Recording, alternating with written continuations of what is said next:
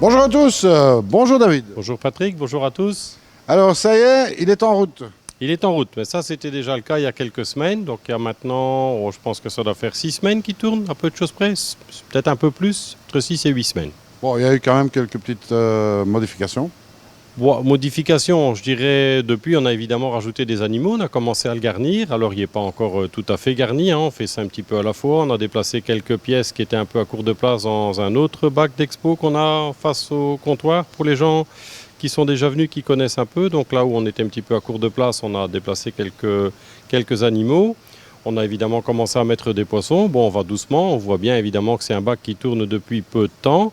Mais ça commence à prendre forme en ce sens qu'on voit que les coraux commencent à pousser et à recouvrir, je dirais, les endroits où on les a fixés et collés. Bon, on rappelle un petit peu les mensurations. Oh, oui, alors il fait 2 mètres de long sur 1,50 m de large pour 75 d'auteur totale. Donc on est à quelque chose comme à peu près entre 65 et 70 hauteurs d'eau. C'est ça, volume. À peu près 2000 litres. 2000 litres. Bon, entre-temps, on a mis le réacteur à calcaire en fonction. Oui, là maintenant, vu qu'on a commencé à le garnir avec pas mal de coraux durs, forcément la demande en calcium, magnésium et carbonate commençait à augmenter, bien entendu. Donc on a installé le Dastaco comme c'était prévu. Donc maintenant celui-là tourne. Donc je dirais que l'installation est maintenant tout à fait fonctionnelle. Il y a encore 2 choses qu'on va y ajouter dans les semaines qui viennent. Un appareil qui mesure toute une série de paramètres, le calcium, le KH, donc les carbonates, donc KH, calcium, magnésium, nitrate et phosphate. Il s'agit d'un appareil qui fait les tests automatiquement et qui envoie en fait qui peut envoyer un SMS en cas de problème et qui travaille avec une sorte d'application qu'on peut utiliser sur un smartphone. Donc ça, on aura l'occasion, quand on l'aura installé, de montrer un peu comment ça marche. Évidemment que l'intérêt principal de ce genre de matériel, c'est de ne plus devoir faire les tests et automatiquement que ce soit fait de manière régulière. Parce que le plus important sur ce genre d'aquarium, c'est évidemment la stabilité des paramètres de l'eau.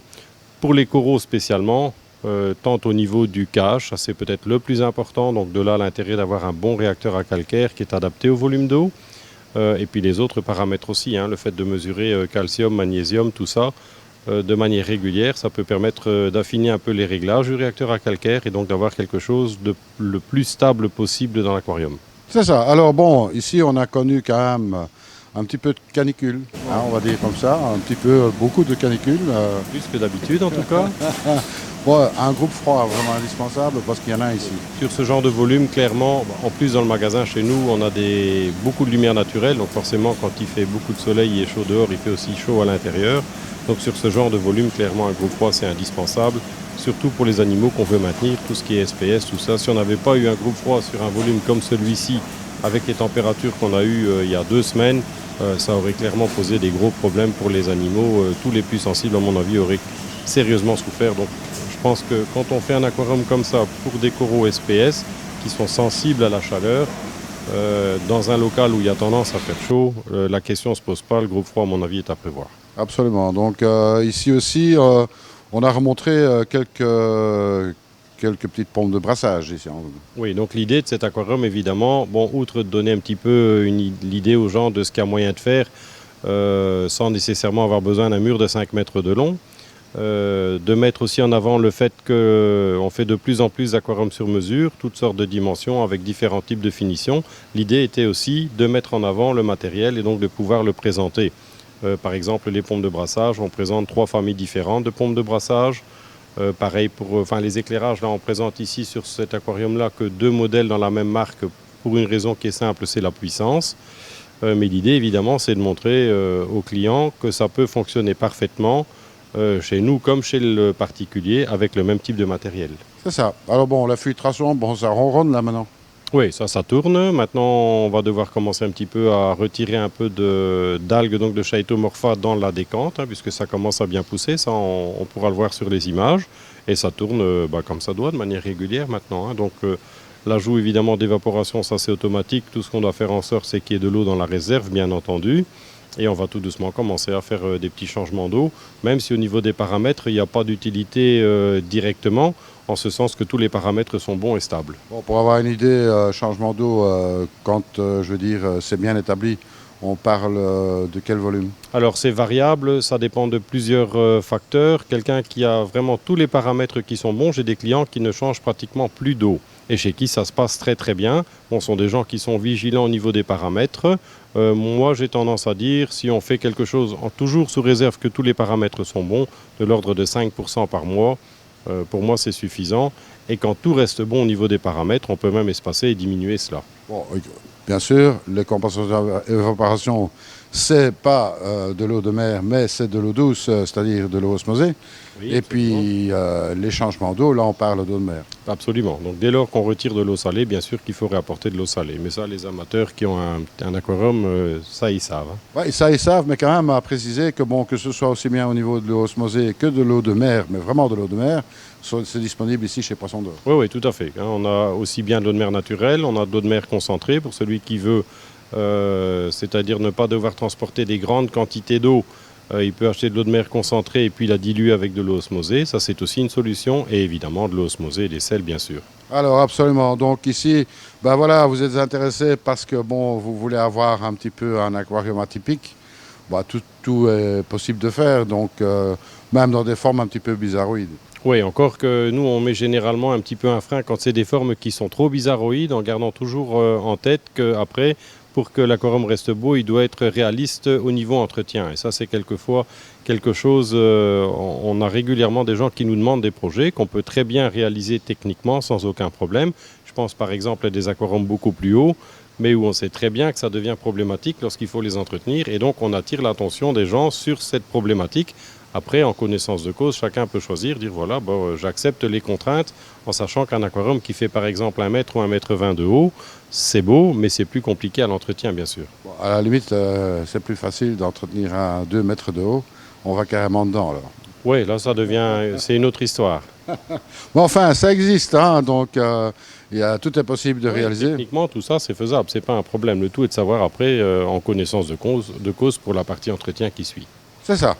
Bon, ici, on a quand même un aquarium qui est très bien équipé et qui permet évidemment d'avoir un maximum de tâches automatisées. Oui. Bon, comme on l'a dit ici, un nouvel appareil qui va venir prendre place pour mesurer partie test. Bon, il y a quand même un aquatronique, si je ne m'abuse, qui mesure aussi pas mal de choses ici. Oui, on mesure déjà, bien entendu, électroniquement le pH, on mesure la conductivité, donc c'est-à-dire la salinité, température bien entendu, le redox, tout ça sont des choses qu'on mesure déjà de manière électronique. Là où ça devient différent avec ce qu'on commence à voir arriver maintenant comme appareil, c'est des appareils qui vont tester automatiquement des paramètres qu'on ne savait pas mesurer électroniquement jusqu'à aujourd'hui. Je pense par exemple au nitrate, hein, on n'a pas vraiment une solution fiable pour la mesure des nitrates, pareil pour les phosphates. Après les autres tests, évidemment qu'on les a en photomètre, des choses comme ça. La nouveauté, c'est que le système le fait tout seul. Bon, ce sera intéressant. Je pense qu'il y a des gens qui seront intéressés pour ce genre d'appareil. Oui, on en a déjà vendu quelques-uns à des gens qui sont des passionnés, qui sont quand même déjà un petit peu au courant de la chose. Et apparemment, les échos qu'on en a sont très bons. Absolument. Donc, n'hésitez pas. Bon, envoyez un petit schéma de ce que vous voulez faire, je veux dire, en termes d'espace de disponibilité. Oui. Et puis, après, de ce que vous souhaitez aussi, jusqu'à quel point vous voulez automatiser la chose. Oui. Hein, et puis, vous laissez faire. On fait un devis là-dessus. Oui, on peut, ça c'est une chose. Après, pour les gens qui sont de la région, ils sont évidemment les bienvenus, histoire de pouvoir regarder. C'est quelquefois plus facile que tout faire à distance par mail, même si c'est faisable. Et pour les gens qui sont plus éloignés ou qui n'ont pas la possibilité de passer, à ce moment-là, ça peut être fait par mail. Hein. Donc effectivement, un croquis, un petit descriptif succinct de ce qui est souhaité. Et à ce moment-là, nous, on peut envoyer, faire une offre dans ce sens. Bon, préciser, hein, semi-automatisé, automatisé, etc. Oui, voilà. Ça, c'est le genre de choses qu'on peut faire. Bon, on fait généralement une offre pour la partie matérielle de base qui est vraiment nécessaire. Et après, on peut mettre en option des choses qui permettent d'automatiser selon les besoins. Voilà. Bon, Poisson d'Or peut tout vous réaliser. N'hésitez pas. Hein. Je n'irai pas jusque-là, mais on essaye en tout cas dans la limite des choses réalistes et toujours tenables à long terme. Absolument. Avec quelque chose qui est réellement fonctionnel, voilà, qui va vous faciliter la vie et qui va surtout préserver vos animaux, parce que ça, c'est le plus important. Bien sûr. L'idée, à la base, elle est là. Hein. Bon, voilà, donc n'hésitez pas à venir faire un petit tour ici chez Poisson d'Or. Vous aurez l'occasion de voir ce bac, 2 mètres cubes, on rappelle, puis vraiment très bien équipé. À l'arrière, évidemment, la partie est ouverte, la partie filtration est ouverte et vitrée, ce qui vous permettra de voir un petit peu de quoi c'est constitué. Et puis, n'hésitez pas à demander des informations complémentaires quant au fonctionnement de ce bac. Ouais, on est là pour ça. Hein. Exactement. Moi, il me reste à vous dire à très bientôt et merci à toi, David. Et puis, en attendant, surtout, ne soyez pas sages. Salut à tous. À bientôt, au revoir.